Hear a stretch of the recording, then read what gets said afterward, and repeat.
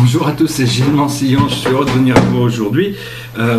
J'avais envie de passer rapidement pour discuter de certaines de ces choses qui adressent le principe de la psychologie transcendantale. Et on est tous en train de passer par des grandes transformations. Personnellement, je sais que moi, dans ma vie personnelle, j'ai vraiment l'impression d'être à un tournant. Bon, quand on a un tournant, on ne voit pas ce qu'il y a de l'autre côté du virage, mais il faut avoir confiance, il faut le prendre. Et donc tout ça, ça se prépare.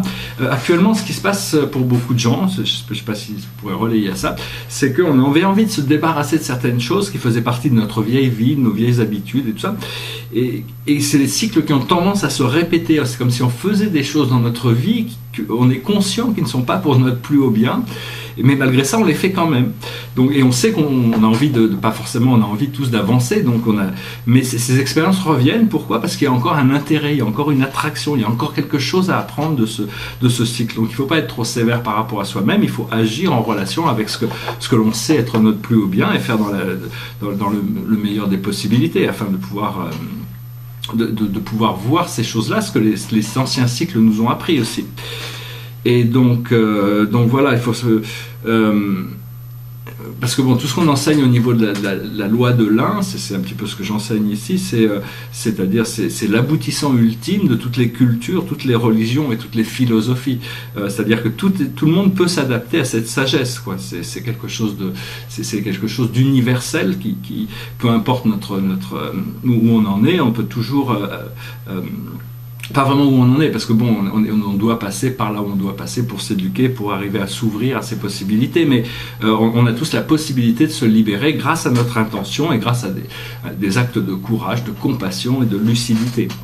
Je voulais parler un petit peu aussi de Thoth, quoi. C'est le livre de Thoth, les tablettes émeraudes. En réalité, c'est 10 tablettes qui sont divisées en 13 parties.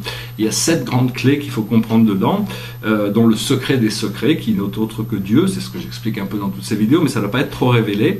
Chose intéressante dans les tablettes de Thoth, c'est qu'il y a plein de choses intéressantes, mais je vais peut-être la minute Thoth, c'est que la sagesse ne fait pas partie de la loi. La sagesse, c'est quelque chose de transcendantal, c'est-à-dire qui nous permet de dépasser le cycle dans lequel on est pour arriver à un cycle supérieur. Donc c'est quelque chose qu'on doit développer. Il faut savoir que dans l'univers existe une sorte de force d'opposition, de contradiction, mais tout est harmonie. Mais à l'intérieur de l'harmonie de l'univers, du cosmos, il y a toutes les forces d'opposition et de contradiction. Et tout en sachant que dans notre expérience, dans notre vie, tout ce qui est obscur vient ça s'appelle l'ego. C'est-à-dire tout vient de l'ego, ça vient du faux moi, et tout ce qui est lumineux vient de l'âme. Donc si on doit identifier ces deux parties, il ne faut pas s'en vouloir à soi-même d'avoir un ego ou de ne pas être connecté avec notre âme, mais enfin savoir que ces deux forces qui sont en constante évolution, à partir du moment où on reconnaît l'âme divine, l'âme éternelle, c'est comme si on avait reconnu Dieu, on a complété notre retour à la source de nous-mêmes, et après ça on se trouvera guidé. Donc voilà, c'est-à-dire que tout ça, il faut essayer d'utiliser chacun doit trouver une direction qui lui convient, et donc ça dépend aussi si on a confiance, parce qu'on peut avoir confiance de savoir qu'il peut y avoir un créateur dans l'univers. Est-ce que ce créateur est bienveillant? Est-ce qu'il a des plans pour nous? Est-ce qu'il a des plans pour l'univers? Au plus on sait que tout est déjà parfait dans l'esprit des créateurs, au plus on peut aligner sa volonté grâce à notre foi, vers ce vrai, ce beau, ce bien, qui peut se manifester dans l'expérience à travers différents moyens, au plus on peut avoir l'expérience d'une réalité qui est ordonnée, qui est simple, qui est gratifiante. Parce que bon, tout ce qui est désaccord, tout ce qui est disharmonie vient de notre ego, de l'ego collectif, qui est la force d'opposition à cette confiance du sublime et du bien. Donc voilà, il faut intégrer la réalité du créateur, c'est quelque chose de constant, hein. C'est pas quelque chose, ça y est, on a découvert, on y arrive, même si on y arrive, il y a toujours des nouveaux, c'est quelque chose qu'on va tout le temps travailler, arriver à essayer de s'aligner avec cette présence intérieure et avec notre voix intérieure. Je voulais aussi parler de la lumière noire, hein. Qu'est-ce que c'est que la lumière noire? C'est ce qu'on appelle les arts interdits, ça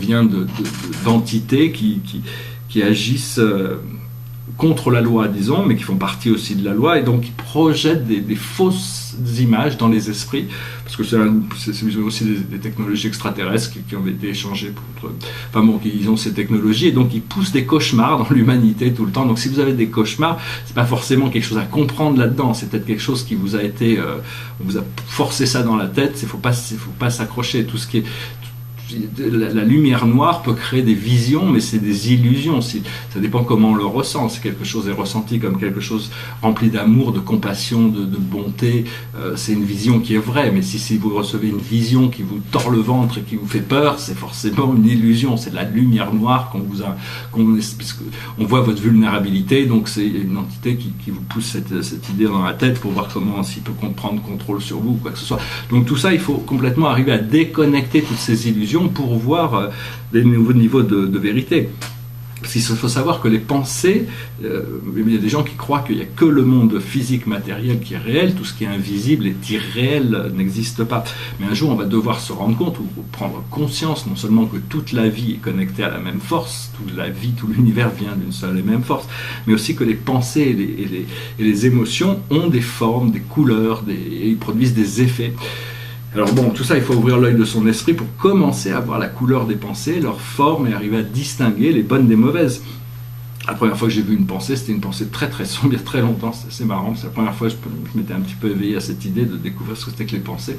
Et la première fois, je regardais la télé, et puis c'était la capture du général Noriega qui rentrait dans un avion pour être expatrié aux États-Unis, et j'ai vu une grosse pensée marron qui sortait de sa tête et qui s'enfonçait dans le sol. Je me suis dit, waouh, ça y est, j'ai vu une pensée. C'était pas forcément la plus belle pensée, je sais pas vraiment ce qu'il pensait d'ailleurs, mais c'est-à-dire que toutes les pensées, on peut observer nos pensées. Nos pensées, on a tous les jours, on a des centaines et des centaines et des centaines de pensées qui nous traversent l'esprit, mais seulement on ne peut pas les voir, on a une compréhension de ce qu'elles nous apportent, mais elles ont en réalité des formes et des couleurs, et on va commencer à bientôt pouvoir différencier, pouvoir regarder dans le monde invisible pour pouvoir intégrer cette connaissance. Voilà, donc c'était à peu près ça. Je voulais aussi parler un petit peu aussi de trois termes qui sont complètement différents dans le monde terrestre et dans le monde spirituel. Alors ces trois termes, c'est le mot amour. Le mot amour dans l'univers, on sait que c'est Dieu, c'est la vie, c'est tout ce qui est. Alors que nous sur Terre, c'est la sexualité, la rencontre amoureuse. Le mot univers aussi, pour nous le cosmos, c'est l'univers. Alors que dans l'univers céleste, l'univers c'est une unité de création qui a besoin de chaque univers prendre quelques dizaines de milliers d'étoiles, mais enfin il y en a énormément dans notre galaxie et c'est un univers local.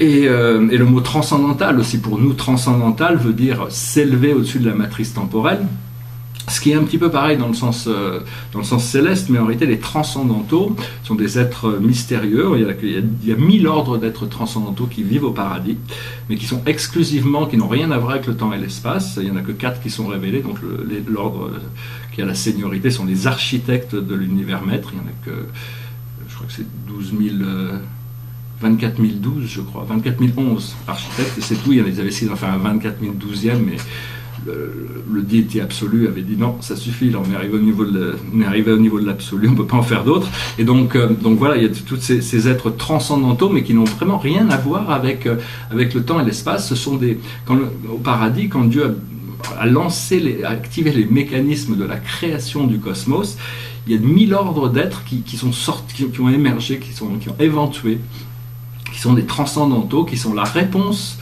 future, c'est un écho futur de ce que le temps et l'espace va révéler dans le futur. Donc ça, c'est des choses qui vont se révéler progressivement, c'est très mystérieux encore. On est en train tous d'intégrer toutes ces choses, et donc voilà, je voulais juste passer vous saluer aujourd'hui.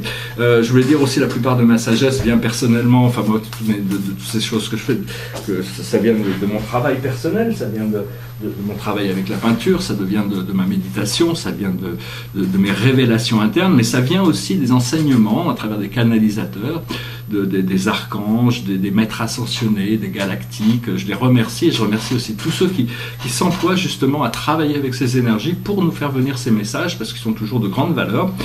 Et pour savoir si un médium canalise de l'énergie qui vient des plans supérieurs de l'existence et pas qui peut venir des plans de la 4e dimension, où tout c'est savoir si le message est rempli d'amour et de bonté, généralement, parce qu'il y a aussi des messages qui sont remplis de haine, de violence, et donc il faut arriver à faire le tri dans tout ça, mais les messages canalisés peuvent être intéressants à écouter. Moi personnellement, quand j'ai le temps, j'aime bien les écouter. Donc voilà, la guidance pour la journée, c'est l'empereur. Alors c'est l'empereur, c'est l'archange Uriel. C'est l'archange Uriel, et il disait stabilité et efficacité. Prenez une situation en main, projet ambitieux. Donc il y a toutes sortes de choses qui peuvent démarrer, qui démarrent actuellement, et donc on va commencer à pouvoir à pouvoir avancer avec ces nouvelles énergies. Je voulais aussi commenter un petit peu sur tous ces tableaux là que je fais sur l'astrologie. Donc ça c'est un tableau qui est fini. C'est des tableaux qui prennent à peu près 2 ans pour arriver à une conclusion acceptable. Enfin, ça peut prendre plus ou moins, c'est pas vraiment dans le temps, mais enfin, disons que ça demande énormément de minutie pour arriver à les développer. Sur ce tableau, la partie la plus difficile, je sais pas si, qui était la plus difficile à intégrer, ça a été celle-là ici. Hein. Donc voilà, ça c'est un tableau qui représente une centaine de planètes de notre système solaire. Depuis, j'ai réussi à en inclure une centaine de plus. Ce qui est intéressant dans ce tableau, je ne sais pas si vous voyez, c'est qu'il y a 4 astéroïdes qui sont des planètes transneptuniennes qui sont extérieures, qui représentent toute la famille de l'Olympe. Il y a Zeus, il y a Hadès, il y a Poséidon et Chronos, le père. Et là, ici, il y a Uranus, le grand-père, avec ses planètes Oberon, Titania, Umbriel. Il y en a d'autres, hein, mais c'est des planètes qui sont très très mystérieuses, les planètes d'Uranus. Hein. C'est des lunes très élevées en fréquence. Après ça, ici, on rentre dans tout le système solaire ici. Enfin bon, c'est les tableaux que je vais pouvoir avoir le plaisir de présenter en personne, parce que ils sont assez photogéniques et ils ne présentent pas trop mal en vidéo. Enfin, c'est pas du tout pareil quand on peut les présenter en nature, donc ça va me faire plaisir de bientôt, j'espère pouvoir revenir sur ma première profession, ma première carrière, j'étais galeriste aux États-Unis et marchand d'art, après courtier en art. Et donc j'espère bientôt pouvoir recommencer un petit peu à repartir dans mes activités d'exposition et tout ça, donc j'espère pouvoir avoir des bonnes nouvelles bientôt, pouvoir commencer à montrer ces tableaux, et j'espère que vous pourrez venir nombreux pour les voir. Voilà, je vous souhaite une excellente journée, je vous dis à très bientôt, namasté.